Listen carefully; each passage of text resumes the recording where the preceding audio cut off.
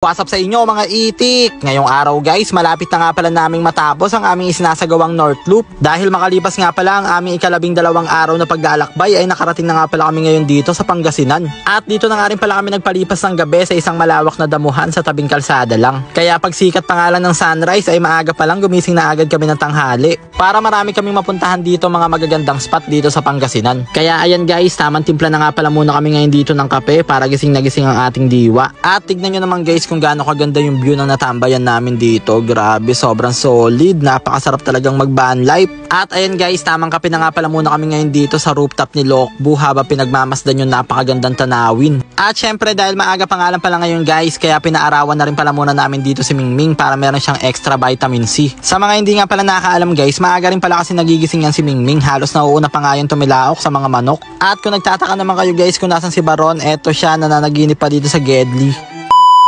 At ayun na nga guys, after that ay bumiyahe na nga pala ulit kami ngayon para humanap ng mga magagandang spot dito sa Pangasinan. Pero bago nga pala yun guys, ay nag-stop over muna kami ngayon dito sa Gedli para makiigib. Saktong-sakto nga guys at may nadaanan kami ditong bahay na mayroong balon. Kaya ayan guys, nagpaalam na nga pala kami kila ate kung pwede nga po bang makiigib. At pumayag naman sila guys, kaya maraming salamat po. Kaya ayan guys, meron na nga pala kami ngayon tubig na reserba. Ang tubig nga pala na yun guys ay magagamit namin para sa lababo, para panghugas-hugas sa mga plato, tsaka tubig rin siya para sa banyo. Kaya ayan guys, after that ay nagpasalamat na nga pala kami kila ate at kuya. Maraming salamat po. At after that nga pala ay nagpatuloy na ulit kami ngayon sa aming pagbiyahe. Lagi na lang tayong nag-aaway, kahit hindi dapat magawa yan.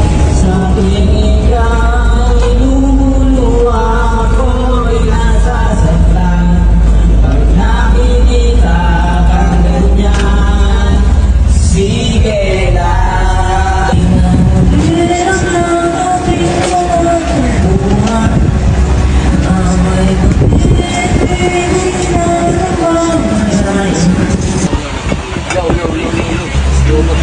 Yo, nalobat din! Tumigil din!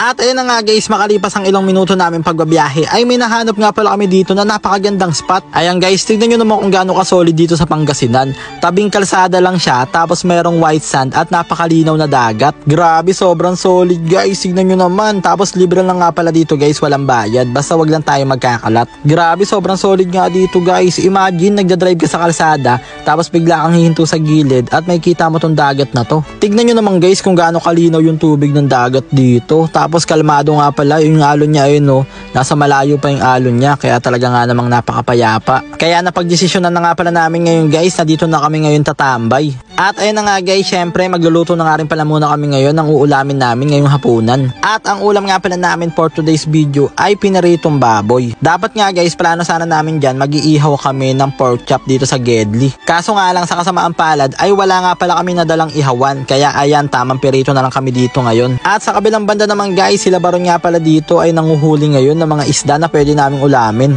Ginagawa niyo dyan, Tek? Huli kami ng fish. Kami ng mga fish. Si Baron guys, mananansi. Kurak din. Manguhuli siya ng little fish. Ito maliit lang. Para makahuli tayo ng... Kasi yung malalaki takot kay Baron eh. Hindi siya makahuli ng malalaki. Kaya maliliit na lang kami. Hanggang mamayang gabi, tapos wala namang mahuli yan. Kaya mahuli ito mga ano. Mga bata. Kindilis. May nahuli mga bata. Dami yun. Anong pain nila? Be! Kala ka pa ng bata oh. Patingin nga uhuli mo, Be. Be, saan huli mo, Be? May huli ka, Be?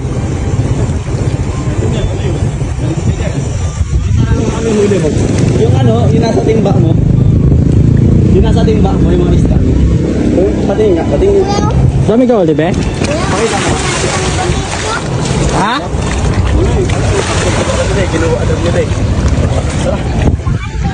Ayun, ang dami. Ito, nanguhuli sila. Dami kayong huli, be? Ang linaw pa naman ng tubig, oh. Yun, ang dami na nahuli, oh. Nakakain yan, be? Kinakain niya, be? Hindi nakain nila. Parang gurami na. Makawalan. Hindi. Ano yun, mag-bite yan. Galing nyo, nakakahuli sila, no? Pinanis si Baron, eh. Ayun, oh, ginaganyan lang nila. Ang ginaw, ah. Galing, ah.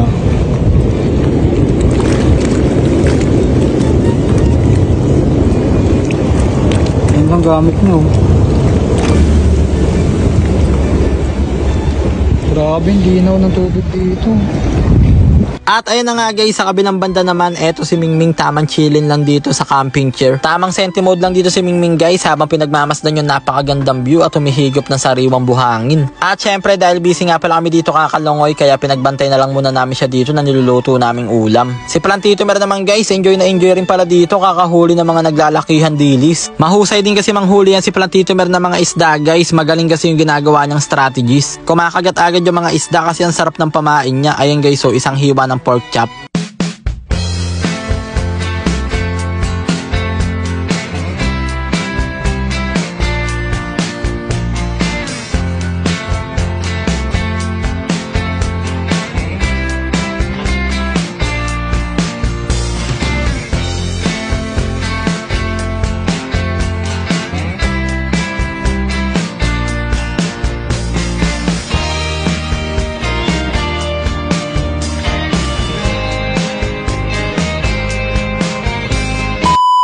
At ayun na nga guys, nagutom nga pala kami kakalangoy kaya kinagabihan ay nagputrip na nga pala kami ng aming hapunan. Ang sarap nga ng ulam namin ngayon guys, pork chop at itlog na may kamatis kaya tamang putrip na naman ng mga itik.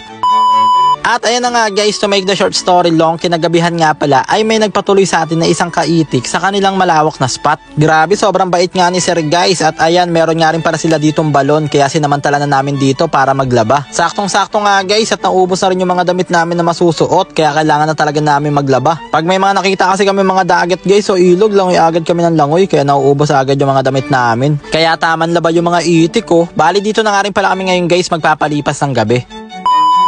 At ayun na nga guys, kinabukasan nga pala ng umaga ay tanghali pa lang gumising na agad kami dahil lilipat na kami ngayon ulit ng mga bagong spot. Pupuntahan naman namin ngayon guys sa magandang falls dito sa Pangasinan. Kaya ayan guys, nagpaalam na nga pala kami kila Sir at nagpasalamat. Grabe, sobrang bait niya nila Sir guys, kaya maraming salamat po sa pagpapatuloy sa amin. At dahil nasahin na naman nga pala namin ngayon yung almost 8 minutes ng buhay nyo, kaya hanggang dito na lang muna guys. Maraming salamat sa panonood. I'm love you all. Mwah!